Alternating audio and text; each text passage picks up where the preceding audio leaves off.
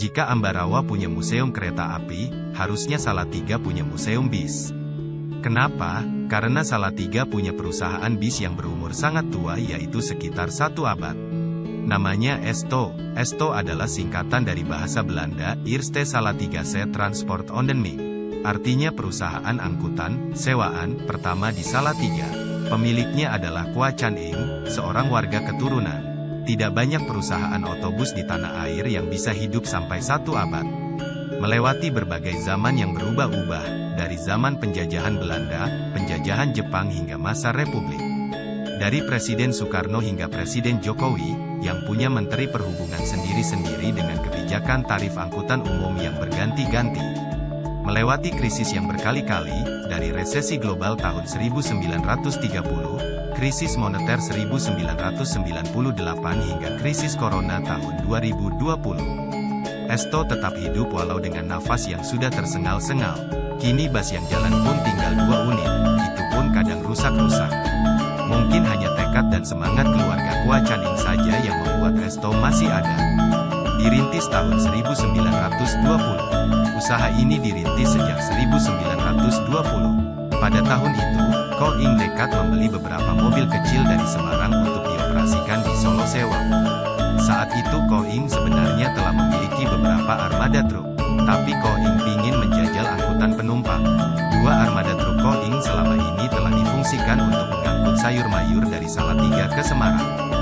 Hasil bumi ini harus diantar cepat ke Semarang, kalau tidak akan rusak. Dengan bus kodok hijau, Esto mulai mengangkut penumpang pada 1921.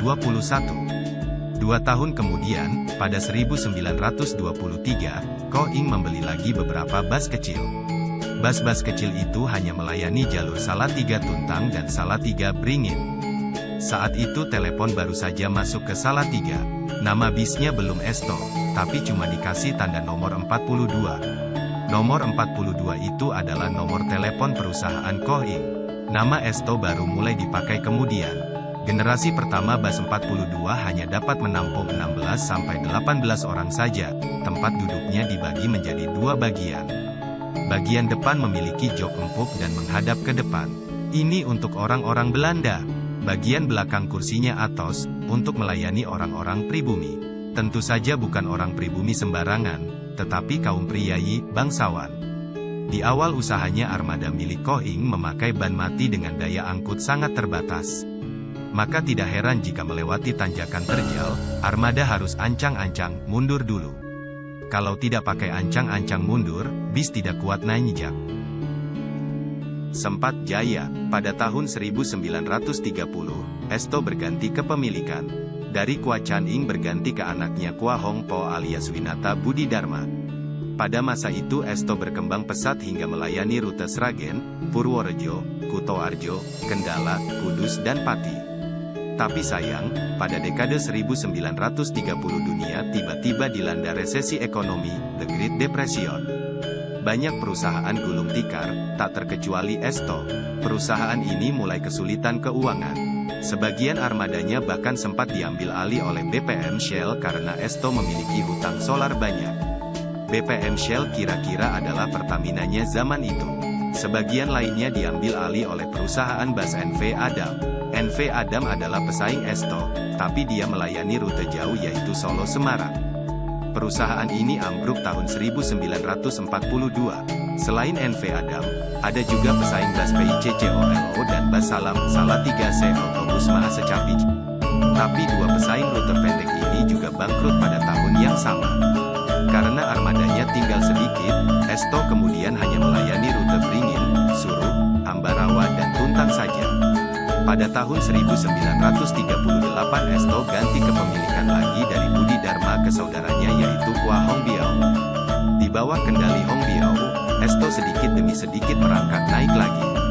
Hutang perusahaan mulai menyusut, membuat kondisi Esto membaik hingga tahun 1940-an. Tapi menjelang Jepang masuk ke Indonesia, sebagian armada Esto diambil alih Belanda untuk perang melawan Jepang. Sebagai kompensasinya, Esto diberi surat sakti oleh Belanda.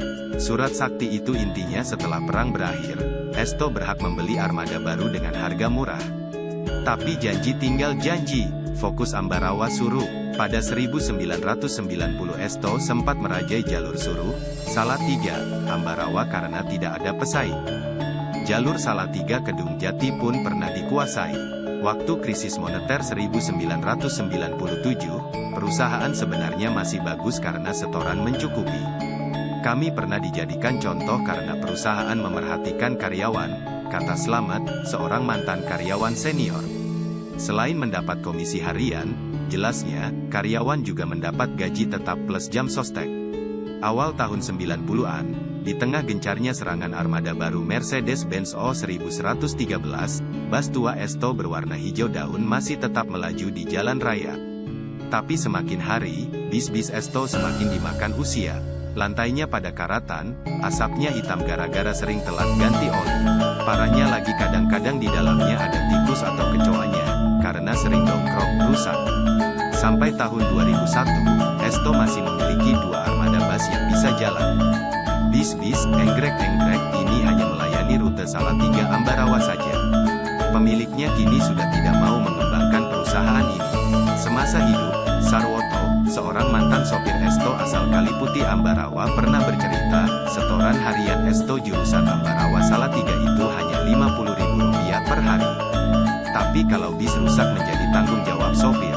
Walau cuma setor Rp50.000, tapi saya malah banyak nombok karena bisnya dikit-dikit rusak, katanya. Bila tidak ada yang menyelamatkan usaha yang sudah berusia 1 abad ini, maka Esto hanya akan tinggal kenangan.